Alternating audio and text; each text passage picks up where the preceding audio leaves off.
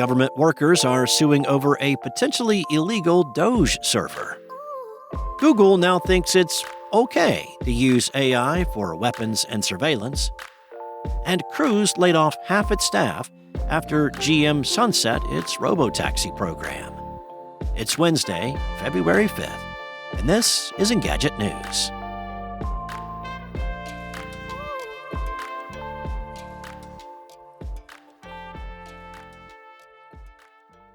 Federal employees are suing to disconnect a server reportedly operated by associates of Elon Musk from the U.S. Office of Personnel Management.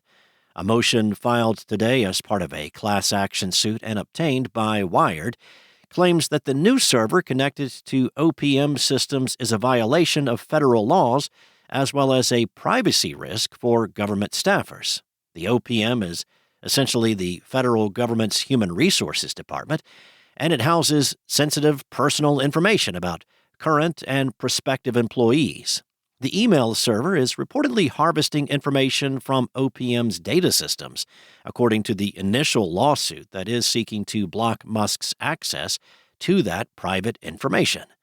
Government agencies are required to conduct privacy assessments before making substantial changes to IT systems under the 2002 E-Government Act. But today's motion alleges the OPM did not perform that assessment before the server was installed. On Friday, Reuters reported that senior officials at the OPM were locked out of the department's data systems, ostensibly by Musk's allies. One of the unnamed officials said, "We have no visibility into what they are doing with the computer and data systems. That is creating great concern. There is no oversight. It creates real cybersecurity and hacking implications." Reuters sources spoke anonymously with the publication out of fear of retaliation. Interim U.S. Attorney Ed Martin has already posted his support for Musk's activities on social media, saying, "We will pursue any and all legal action against anyone who impedes our work or threatens our people," referring to the Department of Government Efficiency, which Musk spearheads. The OPM isn't the only government agency where Musk may be installing his connections. Wired separately reported that a former employee of the South African billionaire allegedly has direct access to systems in the U.S. Treasury Department.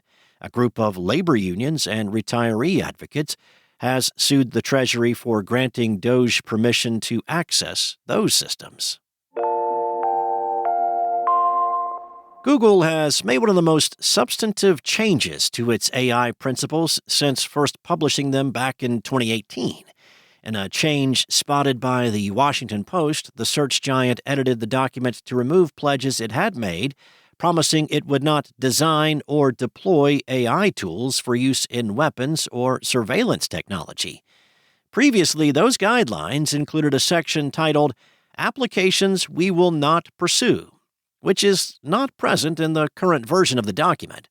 Instead, there's now a section titled Responsible Development and Deployment.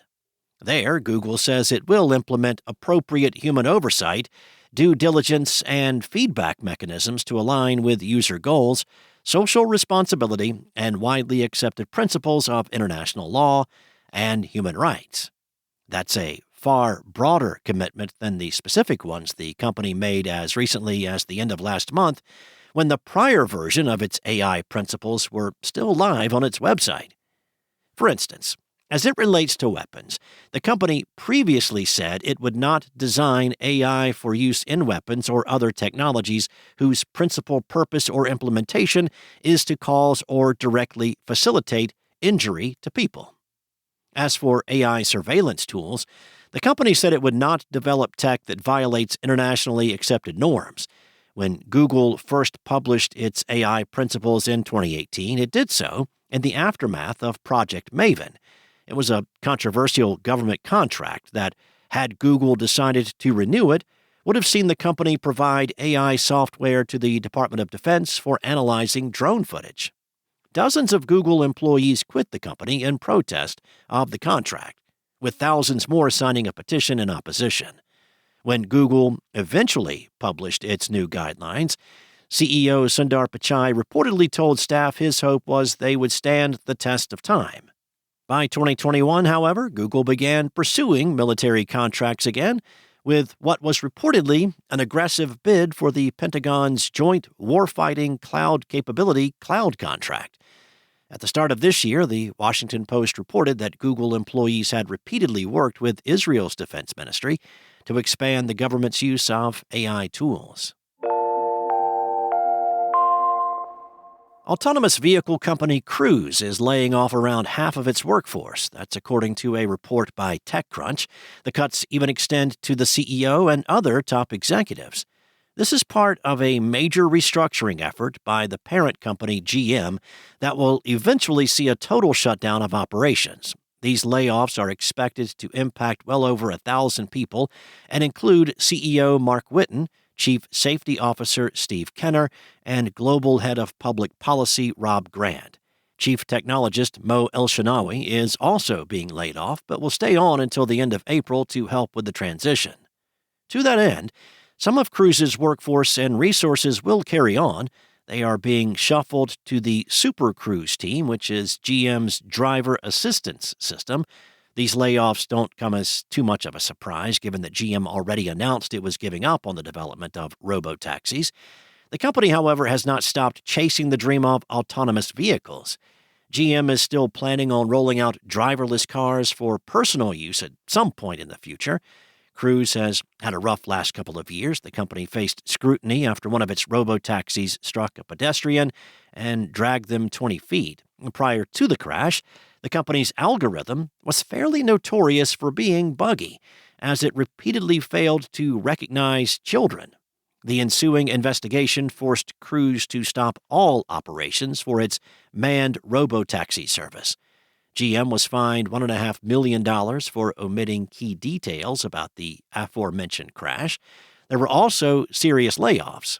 In recent months, Cruise had resumed some limited activity, though only with human drivers.